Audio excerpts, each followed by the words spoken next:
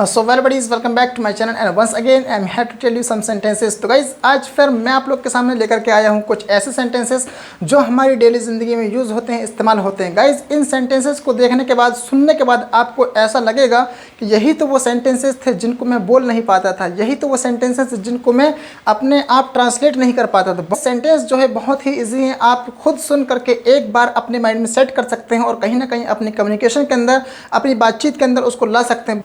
तो गाइज चलते हैं अब हम अपने सेंटेंसेस की तरफ। लेकिन आगे बढ़ने से पहले मैं आपको बता दूं कि अभी तक अगर आपने मेरे चैनल को सब्सक्राइब नहीं किए तो अभी सब्सक्राइब करिए ताकि आने वाली सभी वीडियो की नोटिफिकेशन आपको समय से मिल सकें।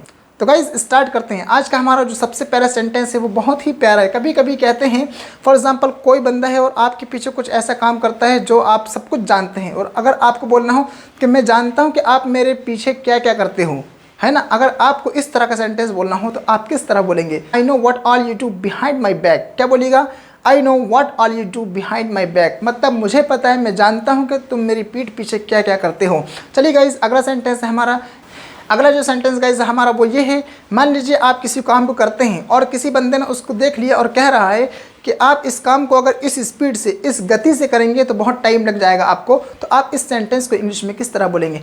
तो आप बोलिएगा at this speed it will take you a lot of time, मतलब अगर आप इस गति से, इस रफ्तार से करेंगे तो आपको बहुत समय लग जाएगा। तो आप इस सेंटेंस को बोल सकते हैं at this speed it will take you a lot of time. Now guys get to the next sentence. अब चलते हैं हम अपने अगले सेंटेंस की तरफ। और अगला जो सेंटेंस हमारा वो है, फॉर एग्जाम्पल अगर आप किसी चीज़ में लय में आना चाहते हैं, मतलब एक रिदम में आना चाहते हैं, और अगर आपको बोलना हो कि आप जिस तरह इंग्लिश बोल रहे हो ना, एक दिन मैं भी बहुत जल्दी इस लय में आ जाऊंगा, तो आप इंग्लिश में किस तरह बोलेंगे? आप बोलेंगे I will soon get in the groove, मतलब मैं भी इस लय में जल्दी ही आ जाऊंगा, बहुत जल्दी ही आपकी तरह मैं भी बोलने लगूंगा। सो गाइज अब चलते हैं हम अपने अगले सेंटेंस की तरफ। और अगला जो सेंटेंस हमारा वो ये है, फॉर एग्जाम्पल एक कोई बंदा है और उसके जीवन में, ज़िंदगी में कुछ ऐसी चीज़ें होती हैं और उसको ऐसा लगता है कि यार अजीब अजीब सी चीज़ें मेरे साथ होते रहती हैं। अगर उसको बोलना हो कि अजीब अजीब सी चीज़ मेरे साथ होती हैं तो आप इस सेंटेंस को इंग्लिश में इस तरह बोलेंगे, strange things keep happening to me. क्या बोलिएगा? Strange things keep happening to me, मतलब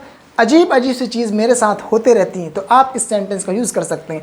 मान लीजिए आपका कोई दोस्त है, आपका कोई फ्रेंड है, और अगर आपको बोलना हो वो कहीं जा रहा है, उससे आपको कहना हो कि आप जल्दी आइएगा, अगर जल्दी नहीं आएंगे तो मैं आपसे बात नहीं करूंगा, तो आप इस सेंटेंस को इंग्लिश में किस तरह बोलेंगे? Come soon otherwise I will not talk to you. क्या बोलिएगा? Come soon otherwise I will not talk to you, मतलब जल्दी आइएगा वरना मैं आपसे बात नहीं करूंगा। तो इस सेंटेंस का यूज़ कर सकते हैं। अब चलते हैं गाइज हम अपने अगले सेंटेंस की तरफ। और अगला सेंटेंस है हमारा, अगर आप किसी कोर्स को कर रहे हैं और आपका दोस्त है वो उस कोर्स में अभी तक ज्वाइन नहीं हुआ है, लेकिन एक दिन वो आपसे मुलाकात किया और कह रहा है कि आप जिस कोर्स को कर रहे हैं मैंने भी उसको ज्वाइन कर लिया है, तो आप इस सेंटेंस को इंग्लिश में किस तरह बोलेंगे? तो आप बोलिएगा आई have also joined your English courses, मतलब मैंने भी आपका जो इंग्लिश कोर्स है जिसको आप कर रहे हैं वो मैंने भी ज्वाइन किया। तो आप इस सेंटेंस को यूज़ करेंगे I have also joined your English courses. Now guys get to the next sentence. अब चलते हैं हम अपने अगले सेंटेंस तरफ। पहला जो सेंटेंस गाइज वो बहुत ही प्यारा है। मान लीजिए आप किसी काम को कर रहे हैं, लेकिन किसी ने कहा कि जिस काम को आज आप कर रहे हैं ये आपको बहुत पहले ही कर लेना चाहिए था,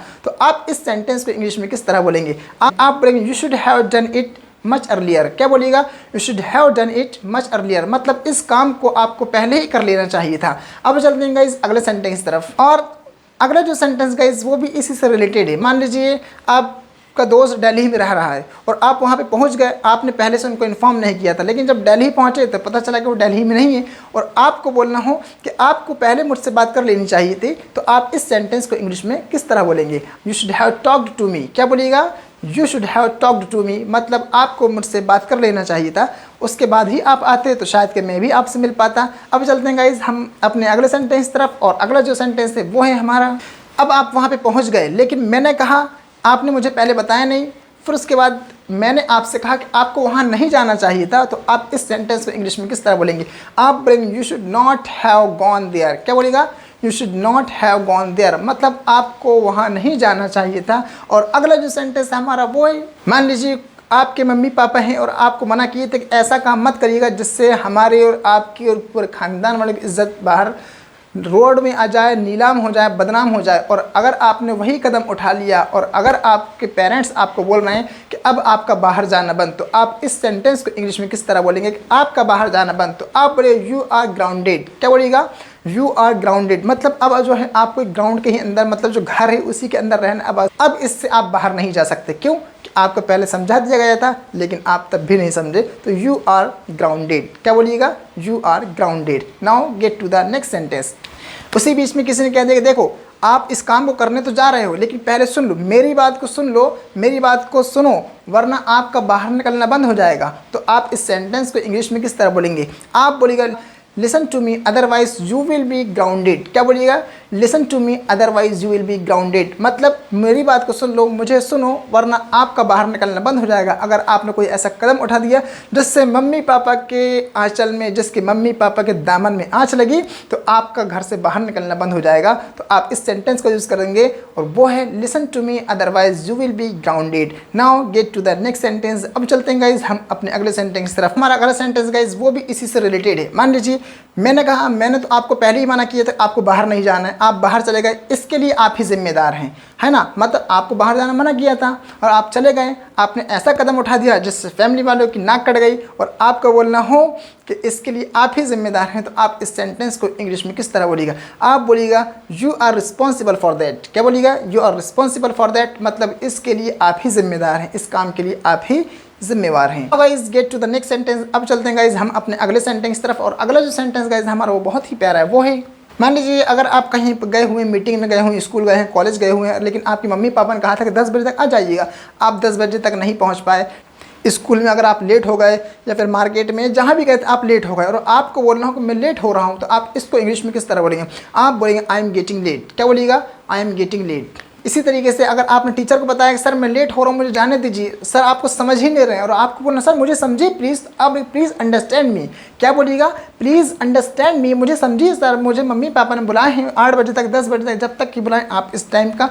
तो आप टाइम मेंशन करके ऐसे सेंटेंसेस बोल सकते हैं जो हमारी डेली लाइफ में, डेली ज़िंदगी में यूज़ होते हैं। अब चलते हैं गाइस अगले सेंटेंस तरफ और वो है, आपके जो सर थे, आपके जो टीचर थे, उन्होंने कहा कि जाओ चले जाओ, मेरी तरफ से आपको छुट्टी। आपकी मम्मी पापा ने बोला तो जाओ मेरी तरफ से चले जाओ, प्रिंसिपल ने अगर आपको परमिशन नहीं भी दी कोई दिक्कत नहीं, मेरी तरफ से चले जाओ।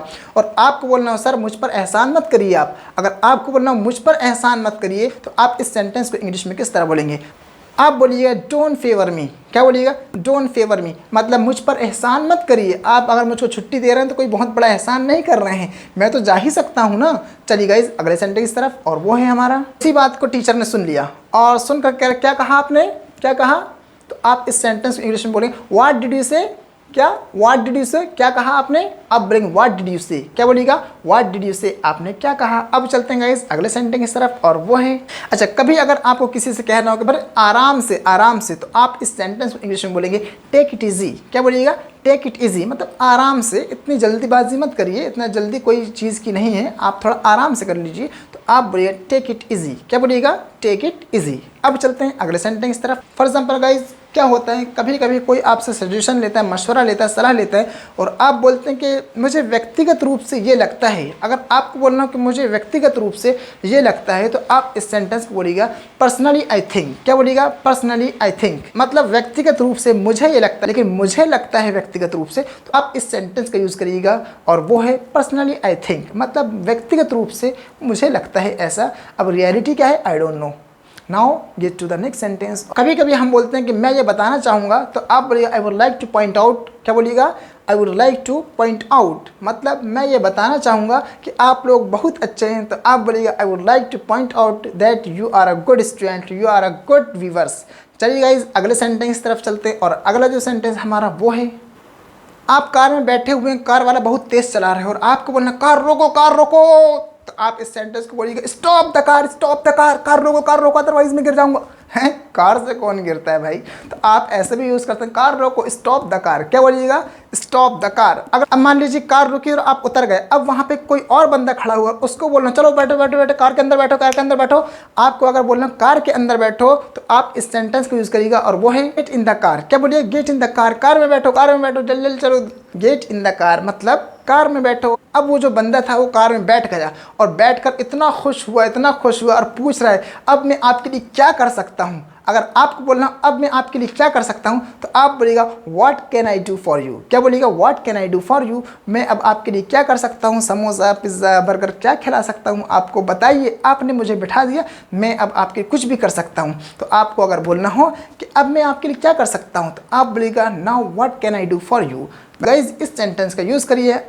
अब किसी ने आपको फ़ोन लगाया, अच्छा जिसको मैंने आपके साथ भेजा था वो कहाँ है, आपने कहा वो रास्ते में है। आपको बोलना है कि वो रास्ते में है, तो अब he is on the way. क्या बोलिएगा? He is on the way, मतलब वो रास्ते में है। कभी कोई हल्ला कर रहा होता है, कोई बोल रहा होता है और आप कुछ कह रहे होते हैं, और अगर आपको कहना हो कि शांत रहो, तो आप इस सेंटेंस को यूज़ करेंगे कीप क्वाइट। क्या बोलिएगा? कीप क्वाइट, मतलब शांत रहो। अगर किसी से आपको कहना हो कि आगे जाइए, सीधा जाइए, सीधा, तो आप बोलेंगे गो स्ट्रेट। क्या बोलिएगा? गो स्ट्रेट, सीधा जाइए। आप वहाँ पे वो बंदा खड़ा होगा, उसको लीजिएगा, बिठाइएगा और घर लेकर आ जाइएगा। ठीक। आपसे किसी ने पूछा कि वो दौड़ता है, तो आपने कहा वो बहुत तेज़ दौड़ता है, तो आप बोलेंगे ही रन्स वेरी फास्ट। क्या बोलिएगा? ही रन्स वेरी फास्ट, वो बहुत तेज़ दौड़ता है, एकदम ऐसा दौड़ता है वो, है ना, मतलब वो बहुत तेज़ दौड़ता है। तो आप बोलेगा ही रन्स वेरी फास्ट। अब चलते हैं अगले सेंटेंस तरफ, और वो है इसी तरीके से अगर आपको बोलना हो कोई बहुत तेज़ गुस्से में आ गया, लड़ाई झगड़े वाली, और आपको बोलना शांत हो जाओ, शांत हो जाओ, तो आप बोलेंगे काम डाउन। क्या बोलिएगा?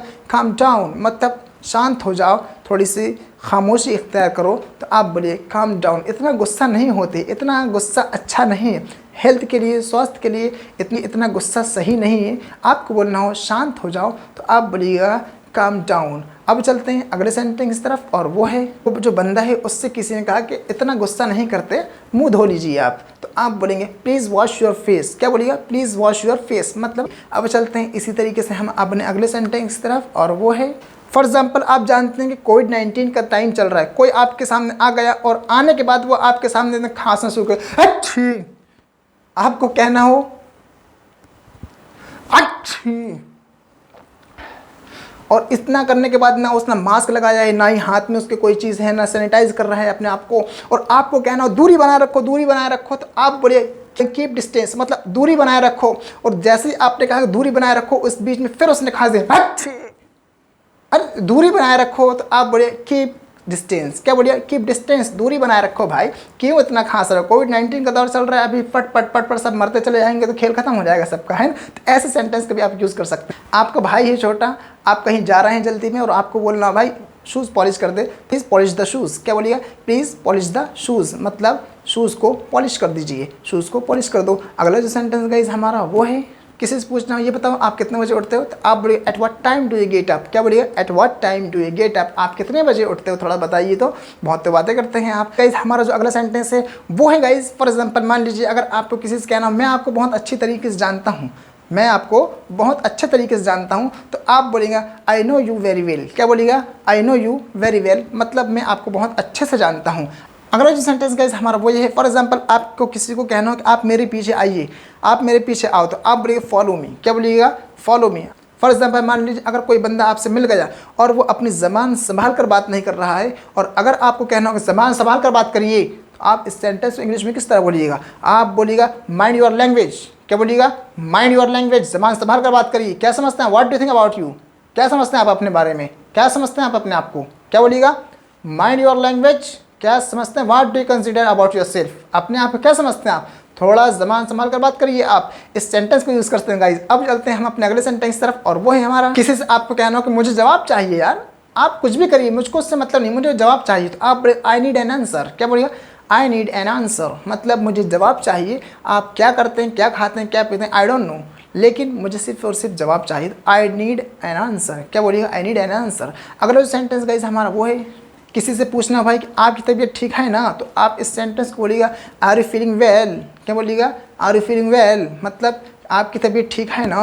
आप लोग इसी तरह ना पूछते हैं आपकी तबीयत ठीक है ना, आर यू फीलिंग वेल, तो इसी अंदाज से बोलिएगा।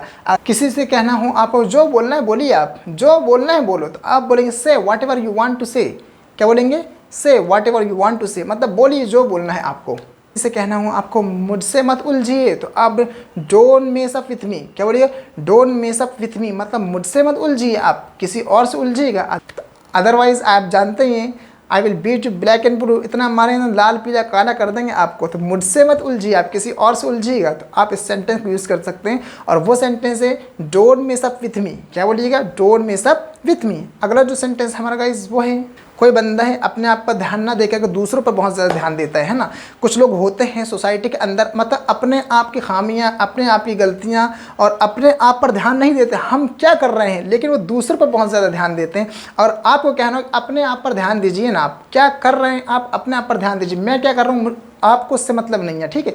आप अपने आप पर ध्यान दीजिए। तो अगर आपको बोलना हो अपने आप पर ध्यान दीजिए तो आप बोलो pay attention to your self. क्या बोलिएगा? Pay attention to your self, मतलब आप अपने आप पर ध्यान दीजिए, अपना ख्याल रखिए। मेरे बारे में मत सोचिए मैं क्या कर रहा हूँ, कहाँ जा रहा हूँ, क्या खा रहा हूँ, क्या पी रहा हूँ, इससे मतलब आपको नहीं होना चाहिए। आप जो कर रहे हैं अपना करिए, pay attention to your self, अपने आप का ध्यान दीजिए। आप इस सेंटेंस का यूज़ कर सकते हैं। अगला है वो है फॉर एग्जाम्पल कोई जा रहा है, आपका दोस्त है, बहुत लंबे समय के बाद मिला था, अब वो जाने लगा आपसे मिल करके, और उसके बाद आप कहते हैं कि संपर्क में रहिएगा मेरे, मतलब राब्ते में रहिए मेरे, कॉन्टैक्ट में रहिएगा मेरे। तो आप इस सेंटेंस को इंग्लिश में बोलेंगे कीप इन टच। क्या बोलिएगा? कीप इन टच, मतलब संपर्क में रहिएगा, राब्ते में रहिएगा। तो आप इस सेंटेंस को यूज़ कर सकते हैं और वो है कीप इन टच। अगला जो सेंटेंस हमारा वो है वो जा रहा है ना। अब वो जो बंदा है वो जा रहा है और आपको कहना हो उसे विदा कर दो, मतलब उसे विदा करो। तो आप बोलेंगे सी हिम ऑफ। क्या बोलिएगा? सी हिम ऑफ, मतलब उसको विदा करो, बेचारा जा रहा है, बाय चाओ नाइस मीटिंग यू बोल करके क्या बोलिएगा? See him of. अगला जो सेंटेंस गाइज हमारा बहुत ही प्यारा है और वो है फॉर एग्जांपल अगर मैंने कह दिया आपको कि इस वीडियो को लास्ट तक देखिए, बहुत कुछ सीखने का मौका मिलेगा, आप मुझ पर भरोसा करिए। तो आप बोलेंगे ट्रस्ट मी। क्या बोलिएगा? ट्रस्ट मी, आप भरोसा करिए, आपको बहुत कुछ सीखने को मिलेगा। तो आप इस सेंटेंस को यूज़ कर सकते हैं और trust me you will get lots of the thing in this video, मतलब आप बहुत सी चीज़ें मिलेंगी इस वीडियो के अंदर। मेरे ऊपर ट्रस्ट करिए, मेरे ऊपर भरोसा करिए। आप इस वीडियो को लास्ट तक देखते रहिए और देख करके इस सेंटेंस को यूज़ करिए, लिखिए और अपनी प्रैक्टिस के अंदर लिख कर आइए trust me trust me trust me, मुझ पर भरोसा करिए। तो आप इस सेंटेंस का यूज़ कर सकते हैं। Guys I think it's enough for today. आज के इतना काफ़ी। चलिए फिर मुलाकात करते हैं किसी दूसरी वीडियो के साथ। गाइज लेते हैं ब्रेक, बाय चाओ।